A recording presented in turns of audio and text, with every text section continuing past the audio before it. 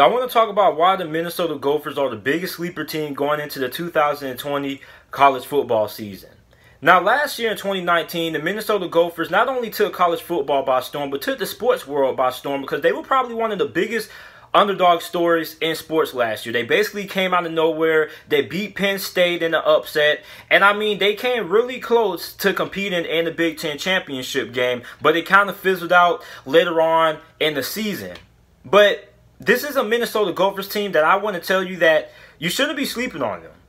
You really should not be sleeping on this Minnesota Gophers team because although they did lose some talented players from last year's team, on the defense side of football, you lost one of the best defensive backs in America, Antoine Winfield. You lost two starter linebackers, Carter Coughlin and Kamal Martin. And on the offensive side of football, you lost your leading rusher and halfback, Rodney Smith. You lost wide receiver Tyler Johnson. But despite those losses, this is still a really talented Minnesota Gophers team, especially on the offensive side of football. Not only is this going to be one of the best teams offensively in the Big Ten, but talent-wise, this is probably one of the best offensive teams in college football going into the 2020 college football season. First, let's start off with the guy who was taking the snaps underneath center for Minnesota last year, which was quarterback Tanner Morgan. Tanner Morgan had 3,253 passing yards, 30 touchdowns, 7 interceptions last year. He's probably the second best quarterback, in my opinion, in the Big Ten behind Justin Fields. Now, you also have wide receiver Rashad Bateman, who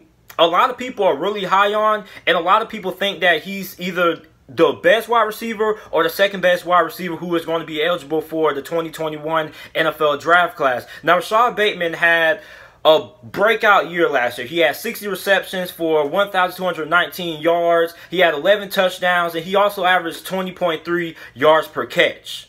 So Rashad Bateman, by a lot of people's standards, is probably going to end up going in the first round of next year's NFL draft. You probably got Tanner Morgan, who may be able to sneak into the first round, but he'll probably end up being a round 2 or round 3 guy. And then the thing that I'm most excited about when it comes to this offense is probably the offensive line. You see, the Minnesota Gophers, in my opinion, are having probably talent-wise one of the best offensive lines in college football. If not one of the best offensive line in college football going into this season. I mean, this is an offensive line that is basically returning almost every starter from last season besides from one position. 4 to 5 of their starters have played in 10 games or more over the last 2 seasons for the Minnesota Gophers. So not only do you have a really talented offensive line, but you have an offensive line that has a lot of experience. And when you look at some of the best offensive lines in college football, the best offensive lines in college football are the offensive lines that have a lot of games when they play together, they have good chemistry together, and they have a lot of experience, and that's what Minnesota has. So Minnesota is going to have one of the best offensive lines in college football, which is going to help this offense out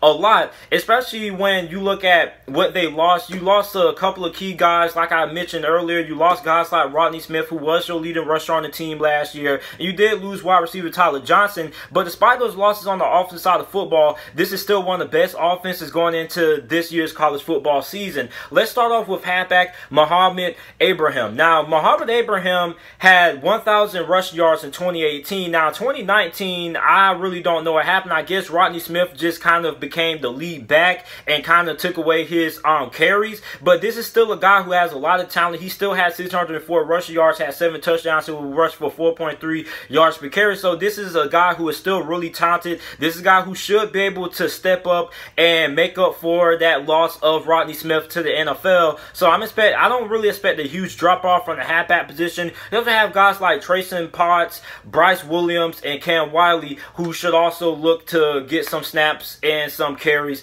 at a halfback position this year as well. Now, the wide receiver position, we already talked about Rashad Bateman. You got Chris Autman-Bell, who had 5 touchdowns last year. You also got Clay Jerry, right? Now, the offensive line, basically, the only guy who wasn't a starter last year is right guard Curtis Dunlap. But even then, although he didn't start a game last year, this guy is still really talented. This is a 4-star offensive guard who came out of IMG Academy in Florida. So I think this guy's going to be pretty solid. And overall, this is a really good offensive line. Now, here's where my biggest question mark lies, is on the defense side of football. Now, probably the best player that the Minnesota Gophers have on the defense side of football is probably cornerback Coney Durr. Now, Coney Durr was probably one of the best, well, probably one of the most underrated cornerbacks in the Big Ten. Not a lot of people talked about him, but Coney Durr was really solid. Now, the secondary, the secondary is really, and I don't really know how good the secondary is going to be, because anytime you lose a player on the caliber of Antoine Winfield, it's going to be really hard to replace him. You don't find a guy like an Antoine Winfield Jr. every day. This is a guy who comes around every once in a while. So I'm really eager to see how they end up replacing him at the safety position. I mean, you got guys like Jordan Howden, Tyler Nubin. So I mean, it's going to be interesting to see who ends up replacing Antoine Winfield Jr. going into this year. And also on the defense side of football, I mean, another big question that I have about this Minnesota Gophers defense is going to be the ability to get after the quarterback. Because this was a Minnesota Gophers team that basically the strength of their team was probably their linebackers and their secondary. Because this was a team that didn't really get after the quarterback all that often. They only had 28 sacks total last year, which is a really big question mark. So, I mean, if you want to be a playoff contender, you got to be able to get after the quarterback, because I don't think you're going to be able to beat guys like Ohio State or beat some of the best teams, not only in the Big Ten, but in college football in general, if you're not able to get consistent pressure on the quarterback. So that's going to be another thing that I'm going to be monitoring going into the 2020 NFL season, is who's going to be that guy who steps up, and who's going to be the guys who ends up giving the Minnesota Gophers defense a consistent pass rush. Because I think they have to be a lot better than 28 sacks if they want to have a legitimate shot of beating Ohio State. Now, you have guys like Mafe Boye, hopefully I pronounce his name right, that had 3 sacks last year. You got other guys on the defensive line as well. But, I mean, this is a defensive line that I really don't know about. This is a defensive line that, although they do have a few guys returning, these are guys who were returning that didn't have all that good production. But they did have guys who were really good when it comes to their ability to stop the run. Then at the linebacker position, it's also going to be interesting to see who ends up replacing Carter Coughlin and Kamal Martin, who were 2 starters at that linebacker position last year. So you got guys like Moreno, Sori Marin, you got Rush Thomas, you got Braylon Oliver. So, I mean, this is a defense that is really going to be really young, and we don't really know what to expect from this defense. But hopefully this defense doesn't really take that big of a step back, because although they did lose some talented players, I still think that this is a good coaching staff with guys like a PJ Fleck that should be able to have these guys ready to play. And although they may have like a big drop-off in production, hopefully their defense doesn't end up being that bad. Hopefully. So, overall, this is a Minnesota Gophers team that I believe a lot of people are sleeping on. Last year, I was really high on Minnesota. Although a lot of people had the argument that Minnesota didn't play anybody and things like that, I believed in PJ Fleck. I believe in this Minnesota Gophers program. A lot of people came on this channel and said like a lot of crazy things. A lot of people said that PJ Fleck was one of the biggest frauds in college football. Some fans came on this channel and said that I was overrating Minnesota. I was overrating PJ Fleck. That PJ Fleck was nothing but a bona fide or glorified car salesman. And I mean, look, this is a big year for PJ Fleck. PJ Fleck has to prove a lot of people wrong. A lot of people are looking at that Minnesota Gophers team and the way that season went last year, that it was a fluke. Because, you know, when you look at how they ended their season, you know, they lost to Iowa, they lost to Wisconsin, which basically was the game to decide who would end up playing Ohio State in the Big Ten championship game.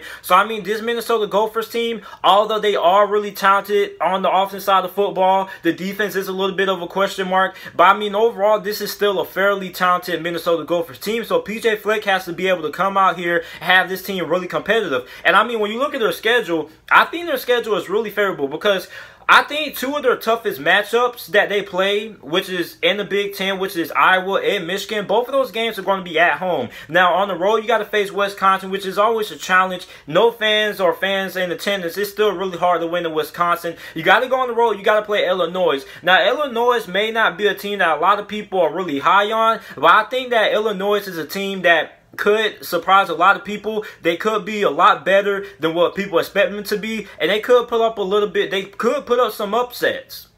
And Nebraska, although Nebraska has been a really big disappointment ever since Scott Frost became the head coach there, and they haven't really lived up to the expectation that people had for them, I still don't want to overlook Nebraska, because we don't really know. Nebraska could surprise a lot of people and actually become the team that a lot of people expect them to be when Scott Frost took over as the head coach there. So, I mean, this is a Minnesota Gopher team, which basically the biggest game of this season for them is probably going to be against Michigan, because Michigan is a team that pretty much the only hurdle is their inability to get over Ohio State, right?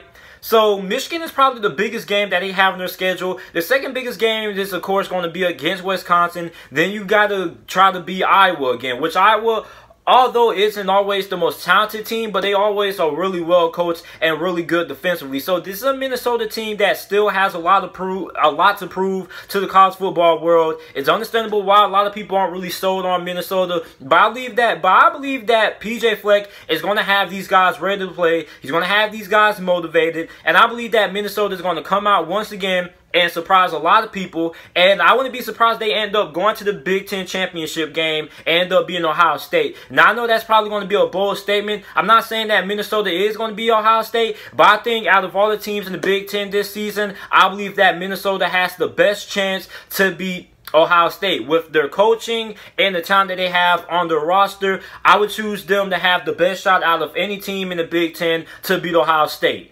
So, let me know what you guys think about Minnesota going into the 2020 college football season. Do you think that Minnesota will surprise a lot of people once again? Or do you guys think that Minnesota will fail to live up to the expectations compared to what they did in 2019? Make sure you like the video and subscribe to the channel for more college football videos and NFL videos. And thanks for watching.